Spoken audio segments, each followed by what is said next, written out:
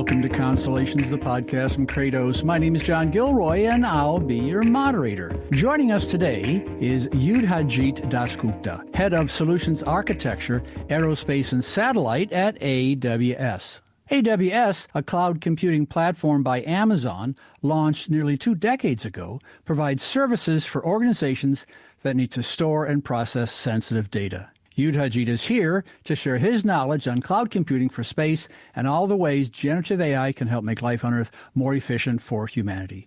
Ready to jump in here, Yudhajeet? Sounds good. It's an honor and a privilege to be here. Oh, I don't know about that, but it's going to be fun. We know that. So when looking at the space industry and how much it's changed in recent years, how has the technology of cloud computing contributed to that growth? Oh, John, what a great question to start off with. I would say cloud has been one of the most powerful accelerants in the modern space industry. It has helped change our perspective to a mission-first model from an infrastructure-first model. And just to expand upon that a little bit, on the mission design side, now we're seeing customers now build and test space systems over cloud-based digital twins and other collaborative simulations. They are also using high-performance compute systems to run orbital dynamics at scale without a need for on-prem servers. And then going on to mission ops, we have cloud-native pipelines that allow ground control, contact scheduling, and even anomaly responses to be automated and accessible from anywhere. And then there's the data part. And John, that is where cloud really shines. And I love talking about our customers, and I'll try to do that, slip in a customer reference here and there throughout our conversation today. The one I want to talk about is Capella Space. Earth observation companies like Capella Space, they went from a 6-hour SAR delivery window to under 30 minutes using AWS. And I'm not just talking about GPU-powered data processing, but in fact, every stage of the chain, like serverless tasking, like global content delivery networks, and of course, a robust security infrastructure. They all allow raw satellite data to be converted into actionable insights within minutes. And because I'm in a technical role, I always start talking about technical stuff. Yeah. But it's not just the technology that has grown so much. The business model has evolved as well in the industry. And because of the cloud's pay-as-you-go nature, startups no longer need to invest in antennas or in data centers. They're operating entirely from the cloud. And that lowers the barrier to entry and just opens up new opportunities for innovation all across their value proposition system. New opportunities for innovation. I like hearing about that. I would think that most of our listeners know the Amazon story, the origin story. The guy trying to sell books, and all of a sudden he got lucky and successful and branched off into AWS. We know that. But tell me about the origin story behind ground station in the cloud, and why and how did it even come to be? As the fundamentals of Amazon, we work backwards from our customers, and this was no different. In fact, the idea of ground station in the cloud, it came from listening to a repeated frustration from our satellite customers that the ground segment was slowing them down. Now, traditionally, you will know very well that satellite operators had to either build or lease antenna networks, which would mean long lead times and fixed locations, a high capex, and from a cloud perspective, a fragmented integration with their cloud environments. And they would say things like, all of our data gets delivered to our S3 buckets. Wish there was a way to capture it closer to the antenna locations. Now, that disconnect, John, is what led us to ask, can we treat the antenna like a cloud resource? So in 2018, we launched AWS Ground Station, which is a fully managed service where you schedule satellite passes through API, receive data directly into S3, and trigger post-processing workflows within milliseconds. And one great example, customer story, like I like to talk about, is D-Orbit, who are using Ground Station as a service to orchestrate downlinks for multiple payload customers. What it's done is it's turned a hardware bottleneck into a software service. And the moment it's a software service, we can then scale it globally using DevOps principles and cloud fundamentals. Yudhajeet, earlier you said that you love data, so I'm going to have to ask you a data question here. Yes. So, with the cloud comes data, and with data comes a resource for predictive analytics, machine learning, and generative AI. So what kinds of data are being stored and processed in support of these technology enablers? Of course. No, great question. Data has gravity, and I like to split data, just for my own sake of understanding, into three categories.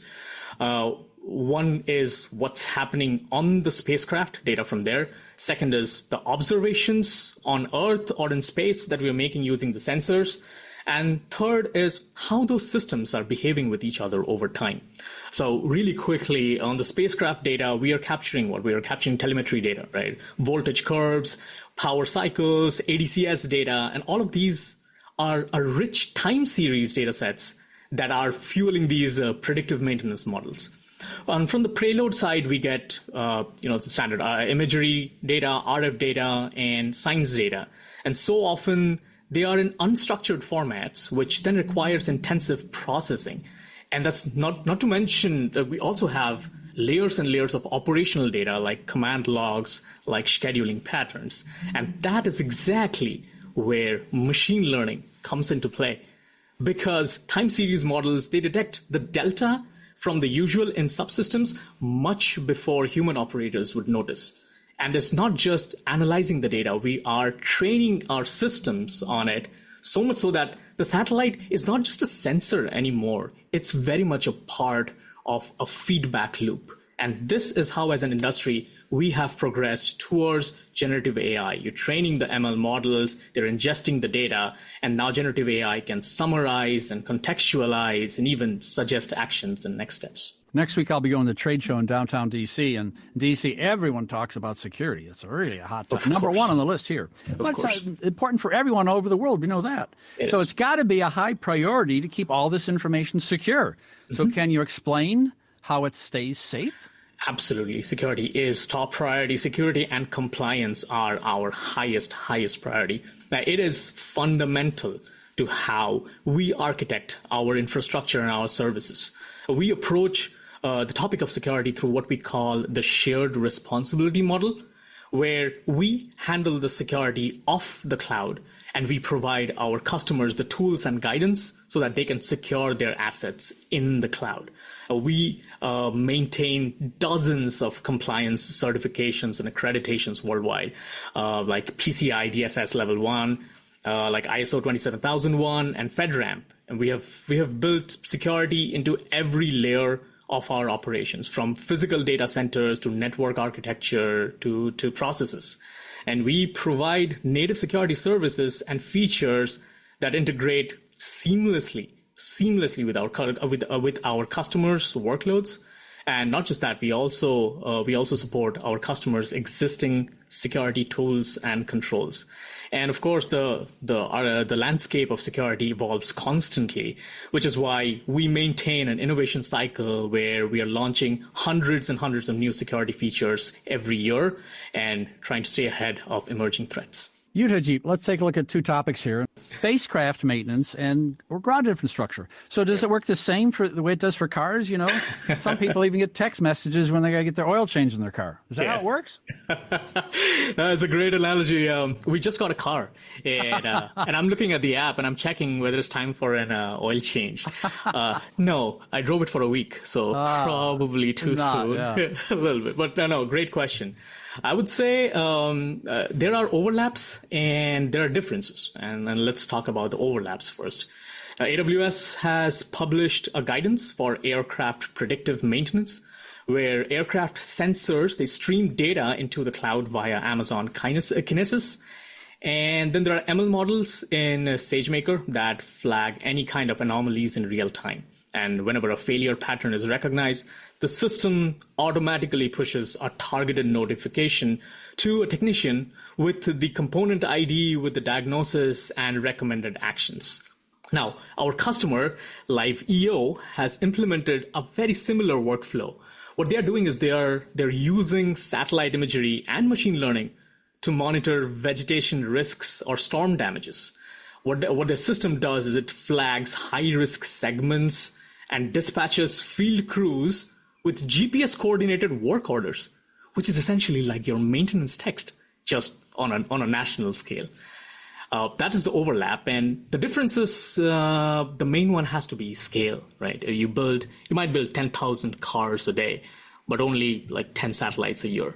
The volume of data is much smaller than in aviation or automotives, right? Mm-hmm. So we lean more on physics-based models like digital twins, and now leaning more and more on unsupervised or reinforcement learning to bridge that gap.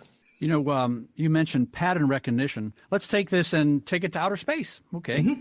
One step further, huh? So how can AI help with collision avoidance, either with other spacecraft or with space debris? That, John, is a topic of frequent discussion. Yeah. Just in low Earth orbit, we are tracking, about 40,000 objects, and the number is growing fast.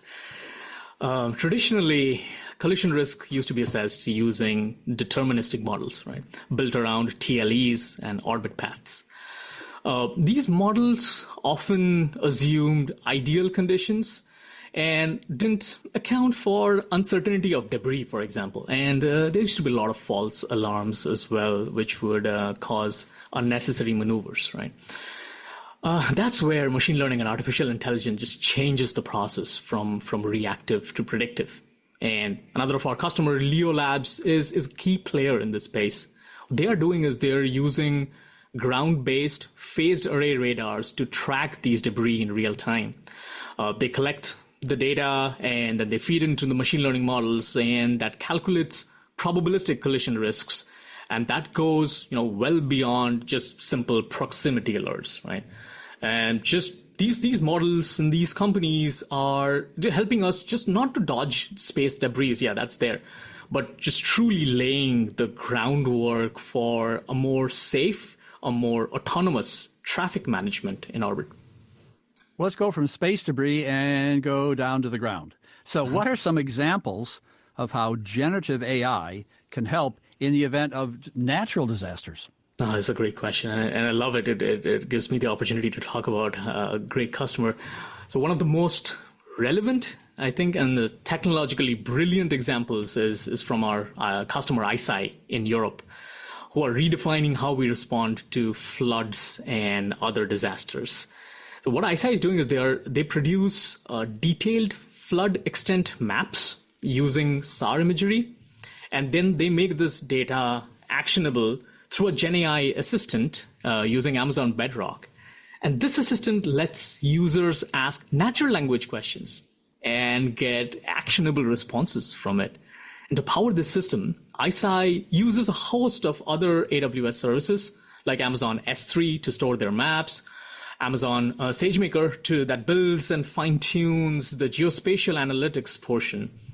And what else? They use Amazon Athena, which allows the generative AI assistant to query structured flood impact data on demand. And of course, Amazon CloudFront and API Gateway that deliver these insights quickly and securely to the disaster response teams. Thank you, John, for this particular question. My wife works in the renewable energy industry. Yeah. And we are passionate about making the Earth a better place to live in. What ISAI is a fantastic example of how they're doing that and helping people who need it the most.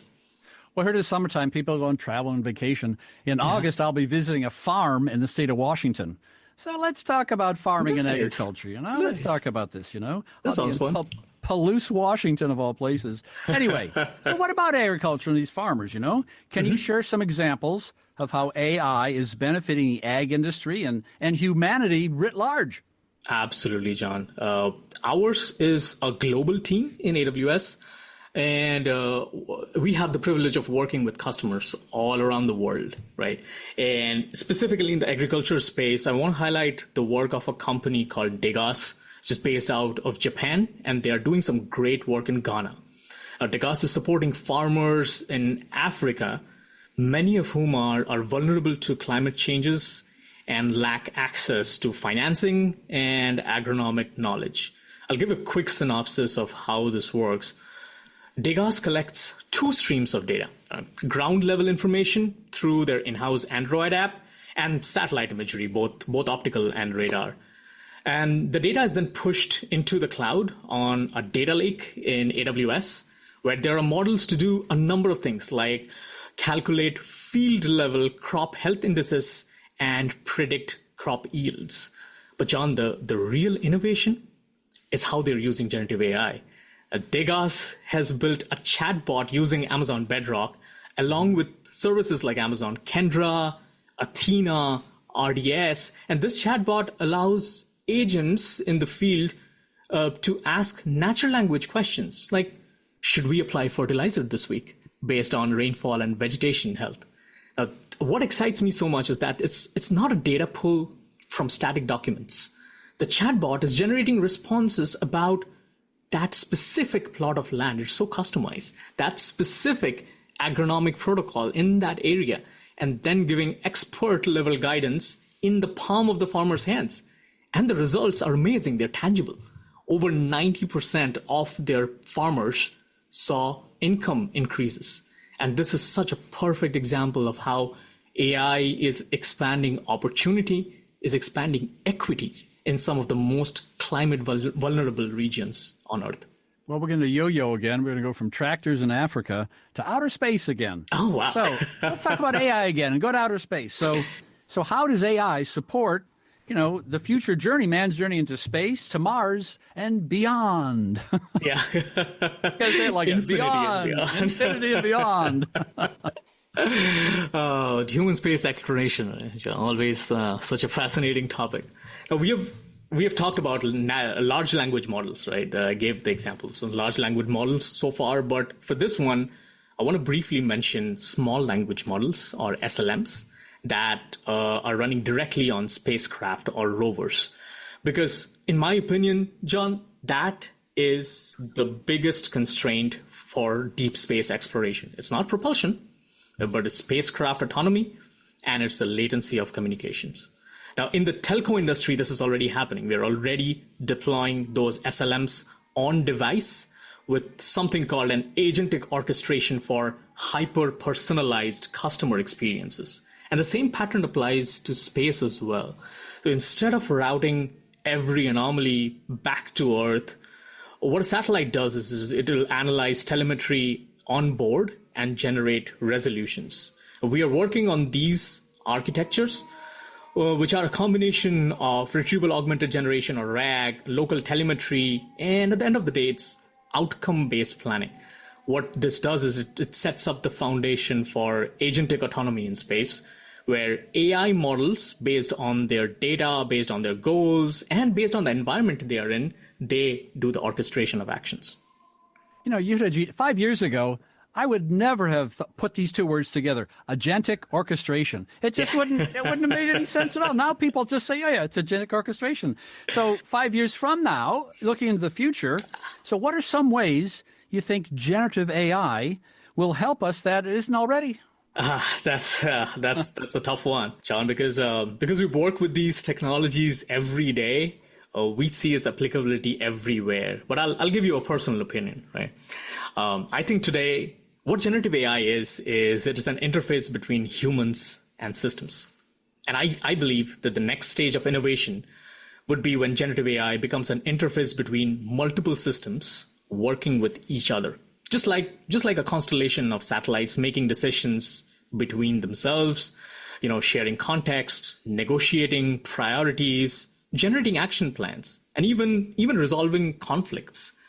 And that level of collaboration, it requires Gen AI models to understand intent, understand the missions, and most importantly, John, they have to understand the consequences of their actions. But I believe we are not too far away from that day. Yeah, I think so too. Yudhajeet, I think you've given our listeners a real good understanding of artificial intelligence. Thank you.